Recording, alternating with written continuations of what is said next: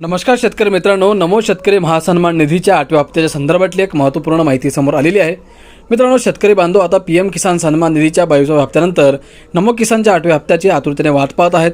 मित्रांनो, अखेर 8व्या हप्त्याचे 2000 रुपये शेतकऱ्यांच्या खात्यामध्ये कधी जमा होणार आहेत ही संपूर्ण माहिती आजच्या व्हिडिओच्या माध्यमातून आपण समजून घेऊयात। पण मित्रांनो, एक महत्त्वाची माहिती समोर आली होती। ती माहिती अशा प्रकारे आहे की आता नमो शेतकरी योजनेचा 8वा आणि 9वा हप्ता एकत्र शेतकऱ्यांच्या खात्यामध्ये जमा केला जाऊ शकतो। मित्रांनो, खरोखरचे पैसे एकत्र जमा होणार आहेत का? जर होत असतील तर कोणत्या तारखेला होणार आहे, कोणकोणत्या शेतकऱ्यांच्या खात्यामध्ये जमा होणार आहेत, संपूर्ण माहिती व्हिडिओच्या माध्यमातून समजून घेणार आहोत। व्हिडिओ फक्त शेवटपर्यंत बघा आणि आपल्या माझी माहिती या यूट्यूब चॅनलला सबस्क्राईब करा।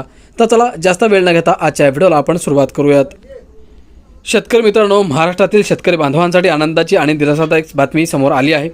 राज्य सरकारच्या महत्त्वाकांक्षी नमो शेतकरी महासन्मान निधी योजनेअंतर्गत पुढील हप्त्याबाबत मोठा निर्णय घेण्यात आला आहे।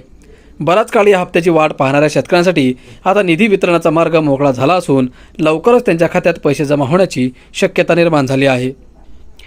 शेतकरी मित्रांनो, राज्य शासनाने या योजनेसाठी तब्बल 1774 कोटी रुपयांचा निधी मंजूर केला आहे। या संदर्भातील शासन निर्णय अधिकृतपणे जाहीर करण्यात आला असून त्यामुळे प्रशासकीय प्रक्रिया वेगाने सुरू झाली आहे। निधीची मंजुरी मिळाल्यामुळे आता प्रत्यक्ष लाभार्थ्यांच्या खात्यात पैसे जमा होण्यासाठी फार काळ लागणार नाही अशी अपेक्षा व्यक्त केली जात आहे। गेल्या काही महिन्यांपासून शेतकऱ्यांमध्ये 8वा आणि 9वा हप्ता एकत्र मिळणार का याबाबत चर्चा सुरू होती, कारण वेळेच्या गणितानुसार दोन्ही हप्ते प्रलंबित होते। अनेक शेतकऱ्यांना वाटत होते की सरकार एकाच वेळी दोन्ही हप्ते जमा करेल, ज्यामुळे आर्थिक दिलासा अधिक मिळेल। मात्र सध्याच्या स्थितीनुसार सरकारने मंजूर केलेला निधी प्रामुख्याने 8व्या हप्त्यासाठीच असल्याचे स्पष्ट झाले आहे। मित्रांनो, 9व्या हप्त्याबाबत अद्याप कोणतीही अधिकृत घोषणा करण्यात आलेली नाही। तरी देखील 8वा हप्ता यशस्वीरित्या वितरित झाल्यानंतर लगेचच 9व्या हप्त्याची प्रक्रिया सुरू होण्याची शक्यता नाकारता येत नाही।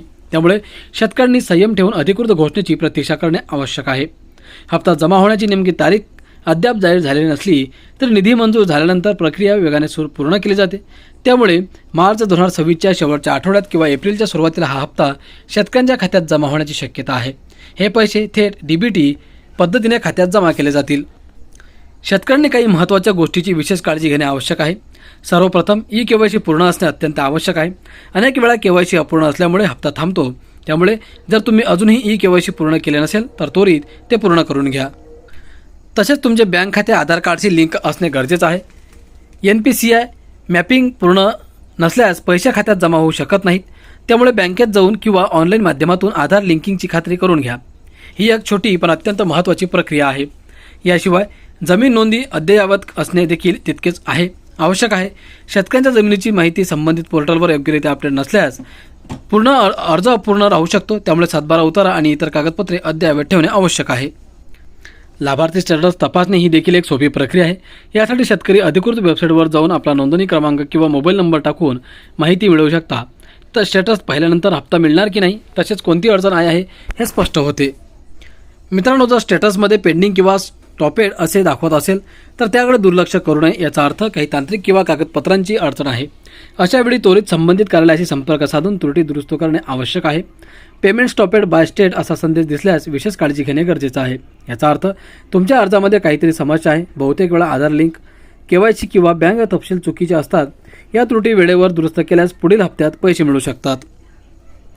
नमो शेतकरी योजना ही राज्य सरकारची एक महत्त्वाची योजना असून ती शेतकऱ्यांना आर्थिक स्थैर्य देण्यासाठी राबवली जाते।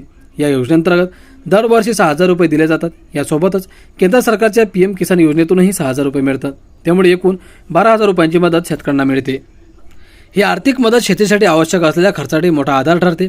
बियाणे, खत, औषधे यासाठी लागणारा खर्च या पैशातून काही प्रमाणात भागवता येतो।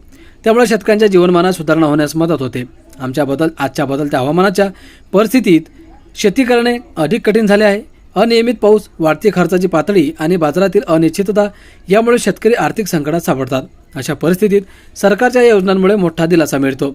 शासनाने घेतलेला 1774 कोटी रुपयांचा निधी मंजुरीचा निर्णय हा शेतकऱ्यांसाठी अत्यंत सकारात्मक पाऊल आहे।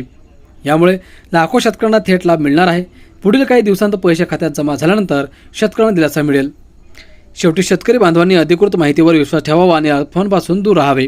कोणतीही अपडेट मिळवण्यासाठी अधिकृत वेबसाईट किंवा सरकारी स्रोतांचा वापर करावा। आवश्यक कागदपत्रे वेळेवर अपडेट ठेवून योजनेचा लाभ घ्यावा। नमो शेतकरी योजनेचा 8वा हप्ता लवकरच जमा होणार असल्यामुळे शेतकऱ्यांनी तयारीत राहणे गरजेचे आहे। सर्व प्रक्रिया पूर्ण करून ठेवल्यास कोणतीही अडचण येणार नाही आणि वेळेवर लाभ मिळेल।